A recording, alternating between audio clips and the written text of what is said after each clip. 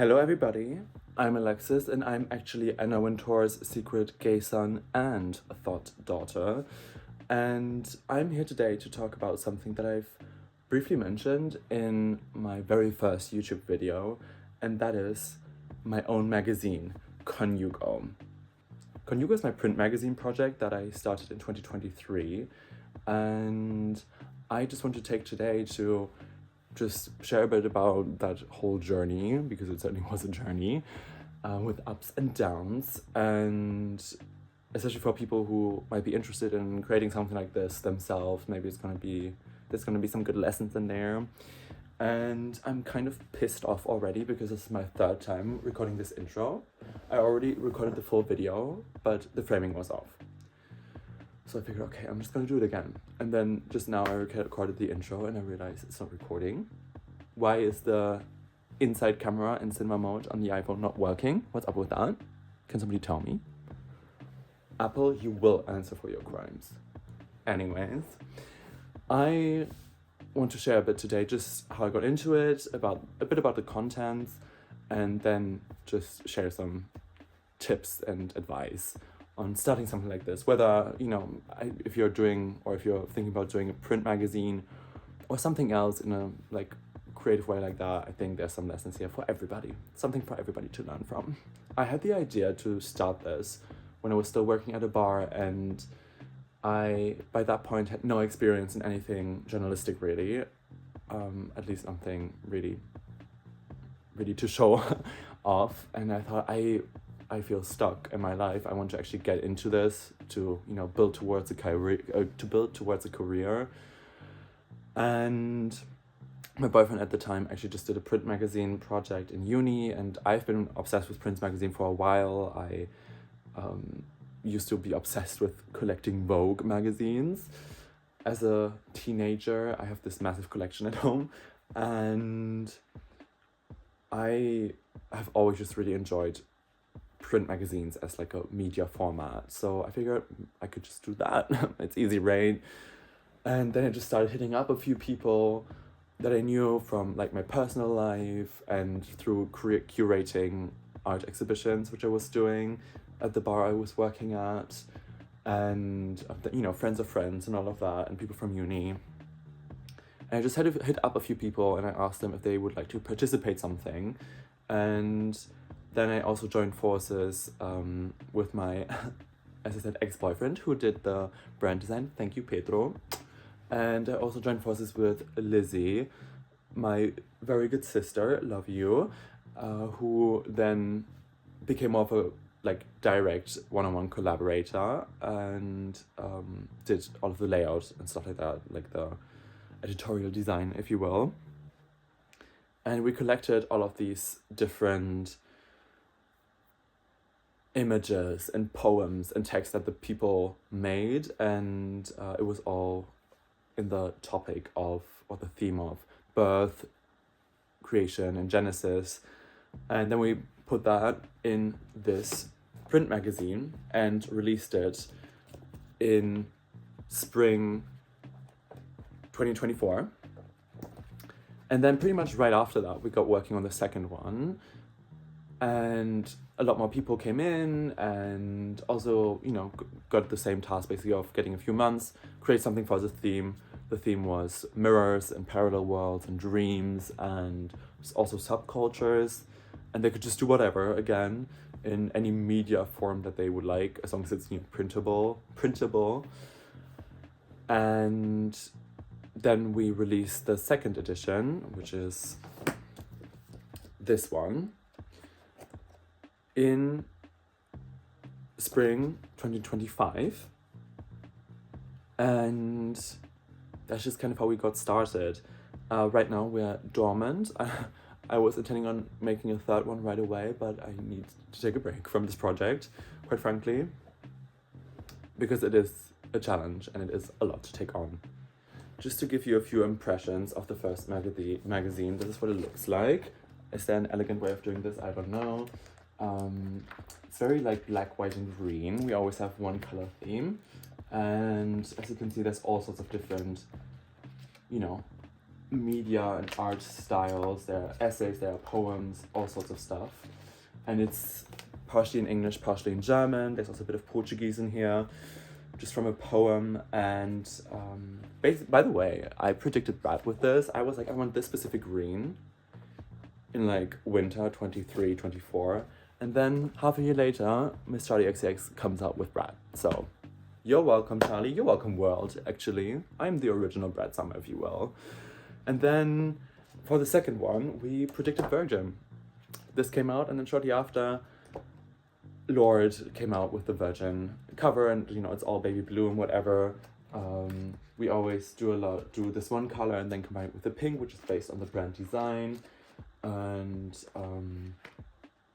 there's me modeling in a lake with Lizzie, isn't that nice? And basically for the first one, I actually didn't do anything in a way. I mean, I did a lot of things. I coordinated everything and I paid for everything. And I wrote like the editorial and obviously, you know, kind of directed everything. But I actually didn't have any journalistic work in there, which was what I originally wanted to do. So for the second one, I made sure that I would definitely get that in there. And I actually recycled one reportage that I wrote for uni about casual hookup culture, about the casual hookup culture around queer men. And then I also did some different tags, one on the ballroom scene in Hamburg. I did an interview that I turned into protocol with Coniugo, who is a very well-established photographer in music and also a DJ. And did I do something else? I did these little like short profiles of some tattoo artists also based here in Hamburg. And as I said, I modeled also for a shoot, which was amazing. So I had some more of my personal creative input in there as well, which was nice. And in both magazines, there are 20 plus other people who collaborated, who, as I said, did graphics or photographs, poems, essays, all sorts of things, anything they wanted really. And then we combined everything and gave it, you know, a structure, a narrative. And through that, we just really combined all the different individual interpretations of the themes and made it a whole cohesive thing, which was really special. And I think they really turned out well. There's a huge jump in quality from the first one to the second one. Of course, the first one was just a lot of trial and error. And with the second one, we knew a bit more about what we were doing. And we were able to build on and continue some of the things we established in the first one, like using like blocks of color to, you know, structure the pages and stuff. And I will put lists of the people who collaborated on these magazines on screen right now. Thank you so much, everybody, for trusting us and participating. Now, I want to talk a bit about starting a project like this. I would not do a lot of things that I've done with this in hindsight. I think I was a bit too ambitious maybe at the beginning. I thought, oh, you know, I'm gonna, you know, be, again, you know, you can choose your own titles, which is amazing when you just do like your own creative projects. I was like, I'm gonna be editor-in-chief, I'm gonna be publisher, I'm gonna be founder, I'm gonna be the business lady. Turns out, well, I knew this before, I am not a business person, and this was really a big crux for me, but I'll get into that. But basically, I wanted to use this to like build and solidify a lot of skills that I thought I think I might need later in my life as a journalist. And this was, you know, a bit of a prestige project. This was a bit of a CV project. It was also a bit of a connection project, like a networking project, if you will.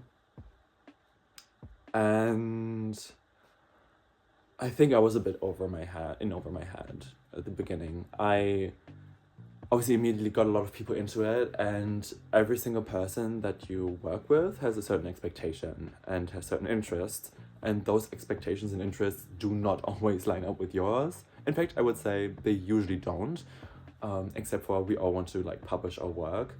And I'm very happy that I was able to give people the platform. But I think looking back, getting into a magazine as a format, I probably should have been less business-minded. I don't think I should have made it commercial in that sense. Not that we sold a lot or even printed a lot. But I think setting that expectation for myself was, in a way, a mistake. Because I'm not a business person, I'm not good about this. And that really stressed me out, freaked me out, on top of everything that was already stressing and freaking me out. Because there's a lot of ins and outs. And, you know, as I said, you want to make it nice for everybody who participates. And especially working with friends based on favors and goodwill is really hard. And you want to make it right by everybody, and you know it's quite a big investment, even to just like print 100 or 150 magazines. It's a lot of money to put in. And I think I should have just started maybe doing just my own little zine, just writing some text, figuring out how to lay out, and then send it to print, and just do like 5, send one to my mom, whatever, you know, stuff like that, rather than trying to make a commercial thing, collaborating with a bunch of people. Also, just add on the price of this. It's not just the print, obviously. And, you know, obviously it's a big privilege to even like be able to do this for free, and, you know, to have people work for free, basically, and put in their creative energy and time for this for free. It's also, when it comes to like actually putting it together, the programs that you need, that if you're thinking about doing something like this, going to have to get. I mean, I have a lot of Canva experience, but you cannot make a full magazine on Canva. You're gonna go crazy. I am not a layout specialist by any means. I'm not a layouter, period. But I think you, at the end of the day, need something like InDesign from the Creative Cloud. This is absolutely not sponsored, but please, Adobe, please help a girl out. Please sponsor me. But you're gonna need it, I fear. And it is quite a lot of money to spend on programs that you need, like all these softwares, and, you know, you're gonna have to use a computer, that you're gonna have to, you know, it's a whole thing. And it's big files and stuff like that. So if you're thinking about starting something like this, do something for yourself. Start small, and then you can grow. You know, my eyes were a bit bigger than my appetite, perhaps, with this. And it's okay, you know, it still worked out quite well.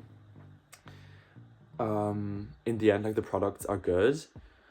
But, again, just going straight in with, on top of everything, trying to make it commercially viable and trying to sell it, like, that was just a lot of different levels of stress that I put myself through. And I must say, enjoy working with friends on creative projects with a lot of caution. It really put a strain on a lot of relationships that I have, both collaborators and then just because I was doing very unwell mentally, also people who I wasn't even collaborating with. And it put a massive strain on some friendships and relationships, which I really regret. I don't encourage you to make a team project like this when you're not in the state for it mentally, especially when you're like leading it on, you know, directing it. It's just a lot. It's a lot. And like, there was some irreparable damage done, quite frankly, to some relationships. And it gives you, like, trying to do something like this and trying to make it like legit in a way, which I don't even think I succeeded at, which is the next thing. But like, this, putting the stress on yourself is like really intense. You should be prepared for that if you're thinking about doing something like this on this level. So start small, you know, start just figuring out, oh, do I like print magazines? What do I want to put into it? What's my idea? And then just do it for yourself. And then if it works out well, you can still just print more, you know, that's not the issue. But this was just a bit too high level, maybe, in some ways. We still executed at the end of the day, but still. And it's hard to sell. You know, nobody's waiting for you to make a magazine. Nobody's like, oh, I wish there were magazines right now. And the market, depending on where you are, is maybe also quite saturated. Like in Berlin, I think there's a lot of stuff like this. Here in Hamburg, not so much, which is also why I want to do it, you know, to fill that niche. But the niche was not niching in a way. I still hope, and I do think that I was able to make some people happy with this, which is the most important thing at the end of the day. You want people to enjoy it. But I did not necessarily make myself happy for most of it. which sounds so tragic. It's not, like, it's really fine, it's whatever, but just be ready, you know, that it can be quite an intense thing to start a project like this, especially when there's other people in the boat that you know, need to keep over water. Hi, I would just like to briefly tag on here that I think a good way about starting a project like this would be first to do your own thing as a basis, as I've been saying, and then once you feel kind of like you've established some skills and you kind of know more about what you're actually doing and what you want to do and what you don't want to do and what you can do and what you cannot do, which skills you need to outsource, then get other people on it. I didn't really make that clear before, but I think that's really a good way of going about it, not just completely going in hot and hoping for the best, which is what I did. So that's some advice for you. You're welcome, and it's all free. There's, on a positive note, so much merit in doing something in a print medium. This also goes for real life art exhibitions, because art in any form just does not have the same effect digitally through your phone. I mean, even doing this YouTube, I'm much better in real life, I swear to God. I look even better IRL. You cannot even fully appreciate me just through the phone, you know? But just scrolling, art just turns into content, if that makes sense.